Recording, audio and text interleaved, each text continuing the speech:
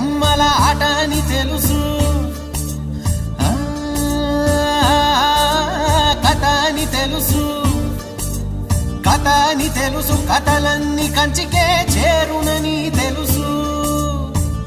తెలుసు తెర తొలుగుతుందని, తెలుసు తెల్లారుతుందని, తెలుసు ఈ కట్టె పుట్టుకుమంటదని, తెలుసు ఈ మట్టి మట్టిలో కలిసిపోతదని. ఇన్ని తెలిసి ఇరకాటంలో పడిపోతావు ఎందుకని? మాయ